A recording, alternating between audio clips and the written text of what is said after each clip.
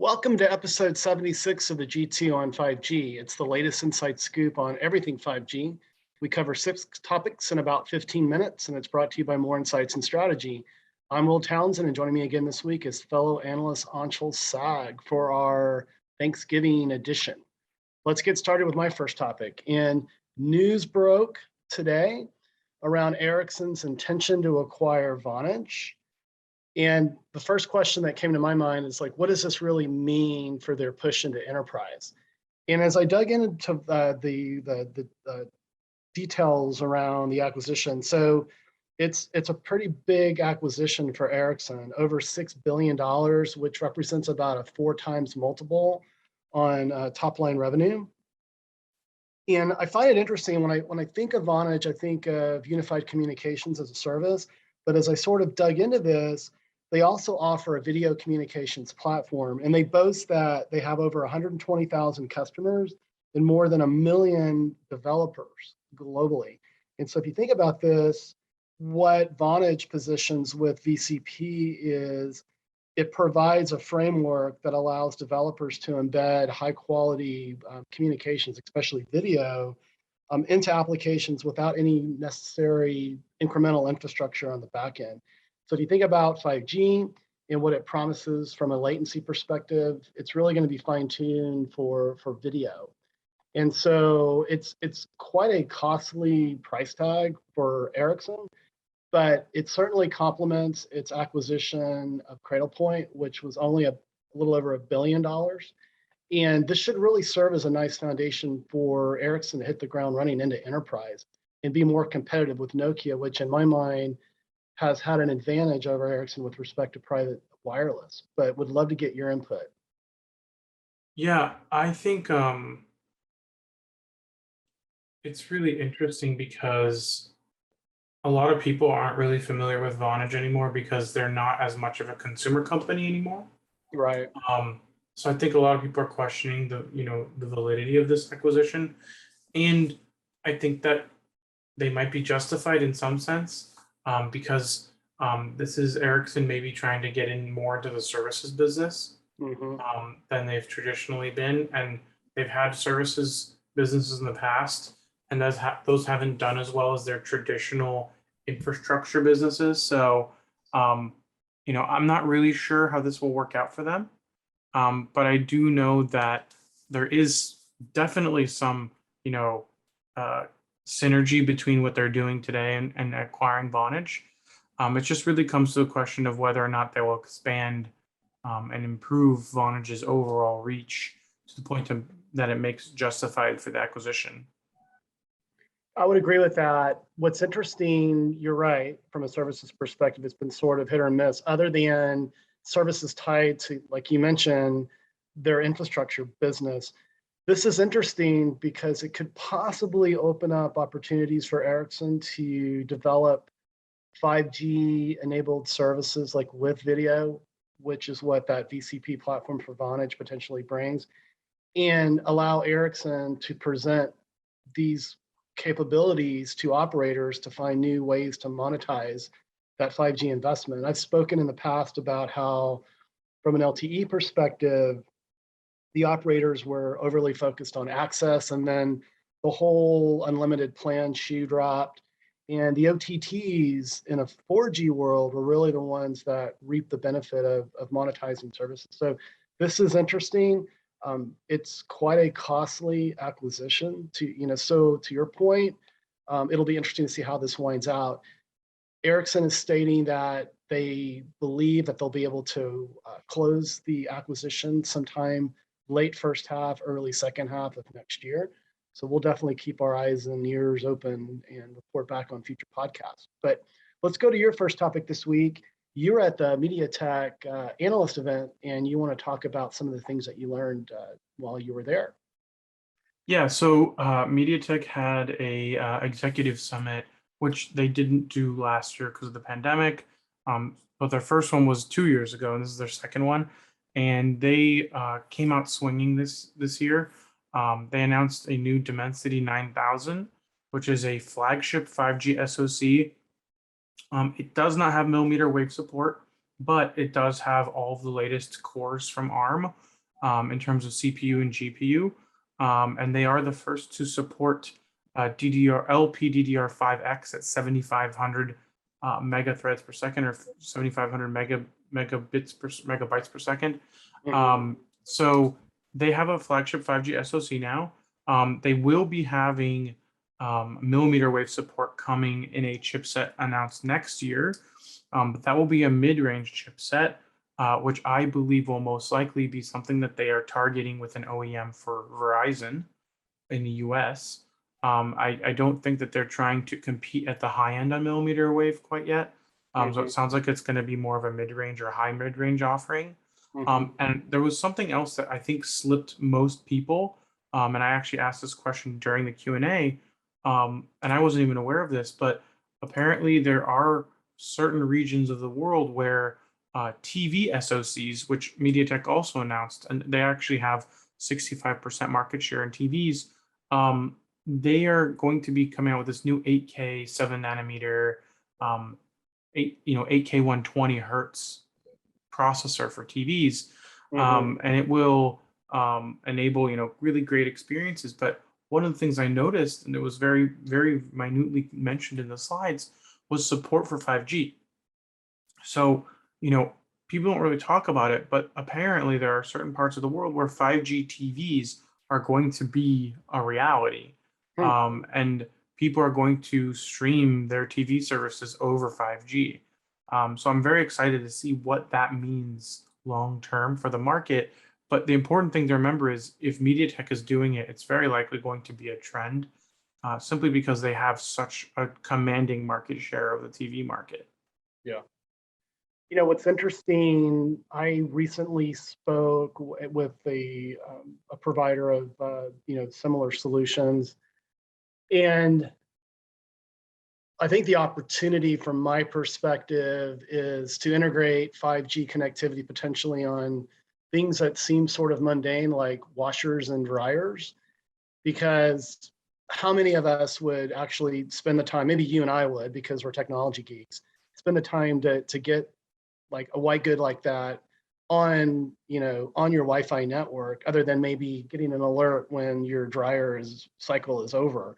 But I think for manufacturers, like let's say LG, putting integrating 5G into those white good devices or a refrigerator provides a frictionless way for those products to be observable and allow vendors to potentially kind of diagnose when potentially a product's going to fail, or and basically improve the overall sort of warranty experience, and that would lead to potentially loyalty and repurchase in the future. So those, and lots of things are going to start get connected, even beyond just the cameras and the smart locks that we have in our homes. And 5G is potentially a way to do that in a frictionless manner. So it'll be interesting. Yeah. I was just going to add that MediaTek also has a sizable IoT business. They actually power most of Amazon's connected devices. So like all the Echoes, their TVs, the speakers. It's actually quite impressive. And they have lots of partners, vast IoT experience. There wasn't much talk about 5G IoT. It sounds like it's still very much a Wi-Fi thing. But I think that we should watch MediaTek and see when they start integrating 5G into their IoT platforms, because that's probably when we'll start to see it happen across the board. Yeah, I agree. And it's interesting that, integrating 5G into a television, if you think about folks that they don't have access to fiber or traditional cable, in a fixed wireless, sort of access scenario, that could be quite interesting use case. So we'll keep tabs on this and report back as things develop. But let me speak to my second topic this week.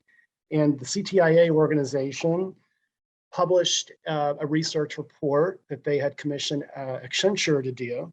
And they're talking about fixed wireless access being a potential game changer within rural America. And this is something that I've been talking about for many months, probably a year or longer. But the report states that basically the conclusion is FWA could serve 8.5 million rural households, nearly half in the US. There wasn't really a time frame that was stated there, but certainly FWA can be an important part. There are other elements that are going to come into play to bridge the digital divide. And so I think the timing of this report is interesting with the infrastructure bill just being passed. We've talked in the past about carve outs for broadband and that sort of thing, but would love to get your perspective on this. Yeah, I mean, I think that the U.S. carriers are especially gung ho on fixed wireless because Verizon needs to justify their millimeter wave build out with FWA. And I think that T-Mobile is trying to justify their, their massive Sprint acquisition with FWA and the midband. And to be fair, they do have a considerable amount of spectrum in that 2.5 gigahertz band. But I think overall, there has always been a significant gap in internet service in America, especially when you consider how large the US is geographically. I don't think there's another country remotely as large as the US that's attempting to cover as much of the country as the US is. Other countries have simply just accepted that they won't. So, it's a pretty vast undertaking. But that said, if we are going to cover, nearly 100% of Americans with 5G, it's going to have to be done with FWA as a thought to justify the additional costs of getting it out to the rural edges. And I think, there's going to be people who are happy with what we consider mediocre 5G just because, they've been dealing with 3G or worse.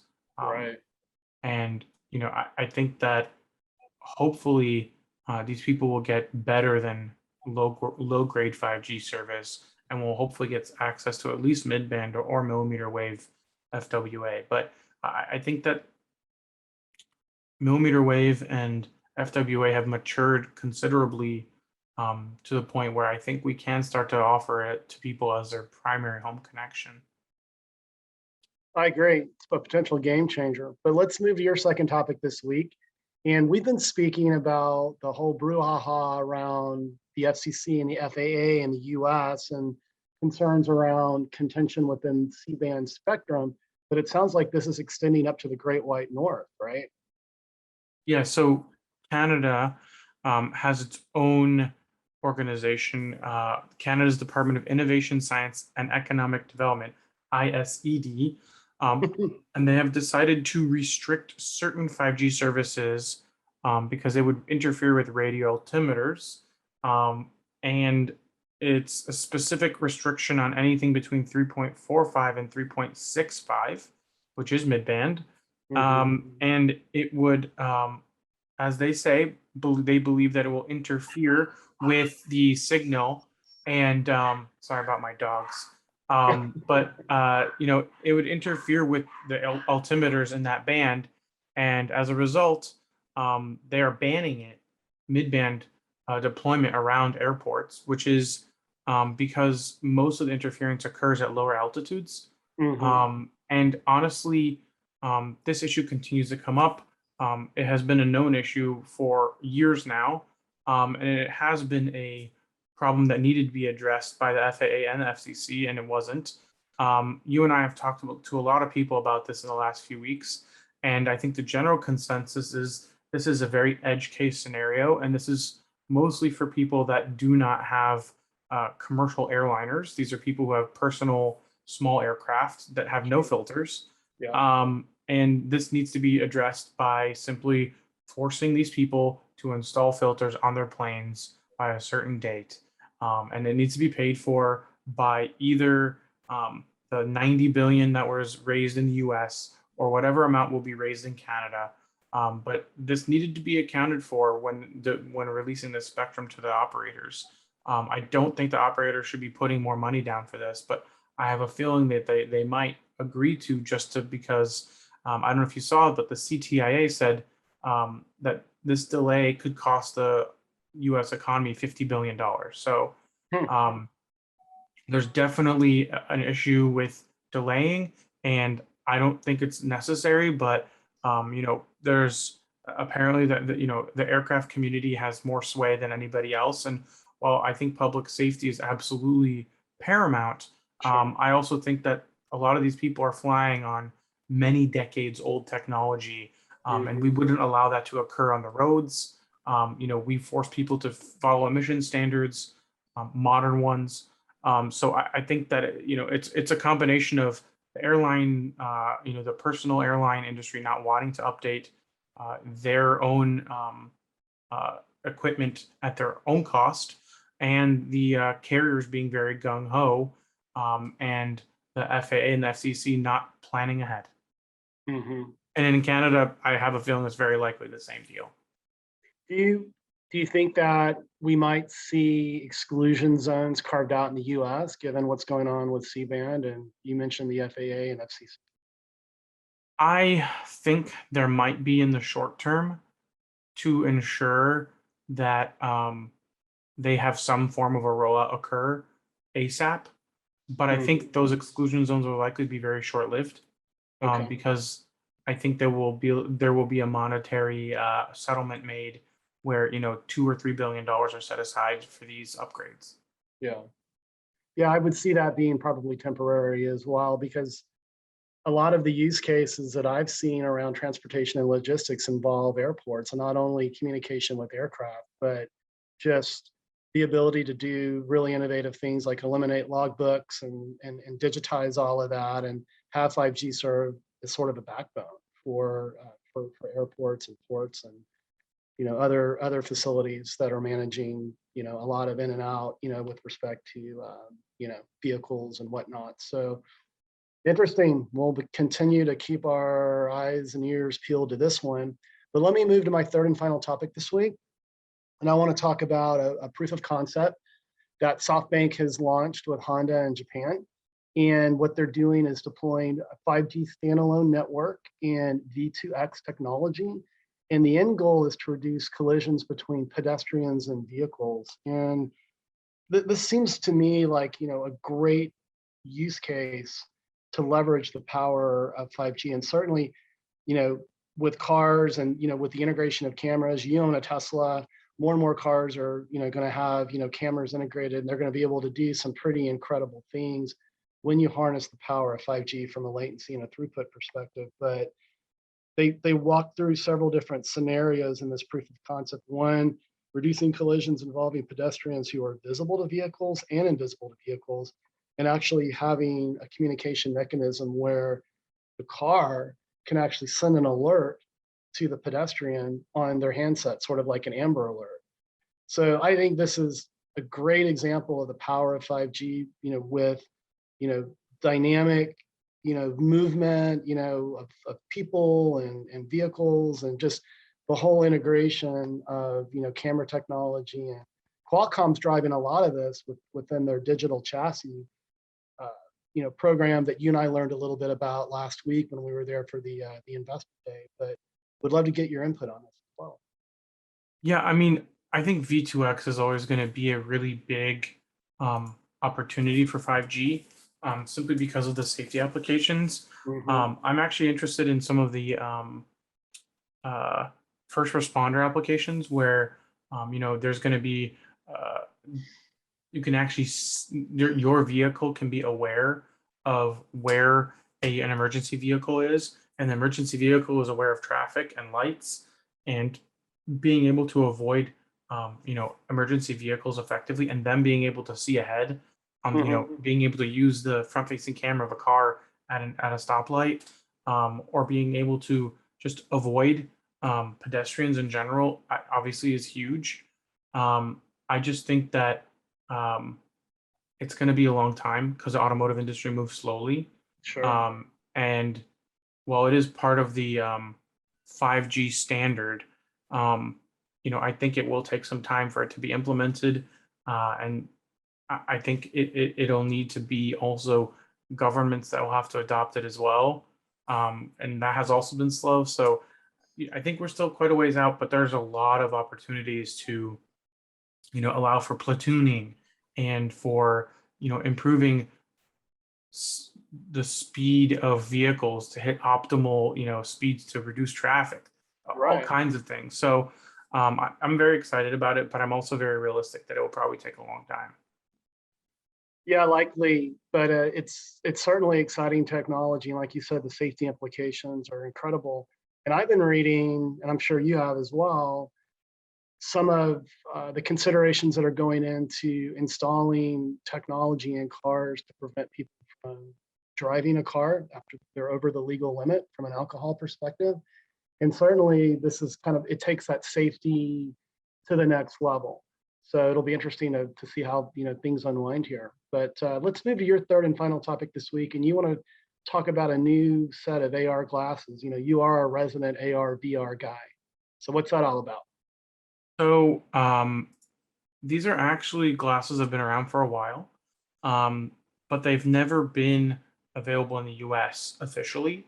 Okay. So they've actually been around for about a year now, but now Nreal, which is a very close partner with Qualcomm, actually, has launched their $600 AR glasses, which they're now calling mixed reality glasses, even though they're very much AR glasses. And they will be available on Verizon starting December 2nd, actually November 30th, and then online December 2nd.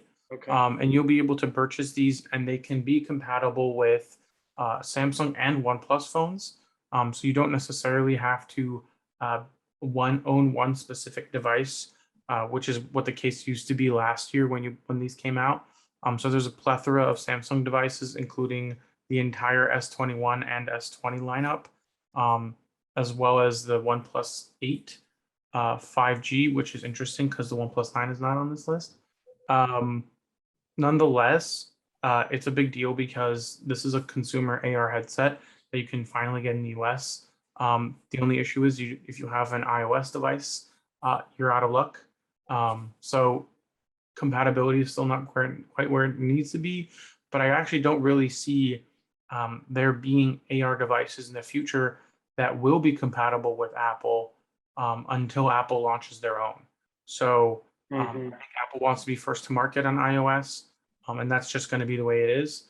But eventually, I see there being a possibility that other AR glasses will be allowed onto Apple's platform. But at this point, there is no Apple platform, so we can't even talk about it. But overall, this is a great addition to Verizon's lineup, and I'm not surprised that Verizon is the one doing it.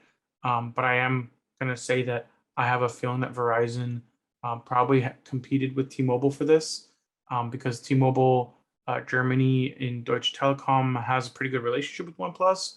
So I wouldn't be surprised if they had some kind of discussions with T-Mobile US, because they're also very engaged on XR and AR and VR.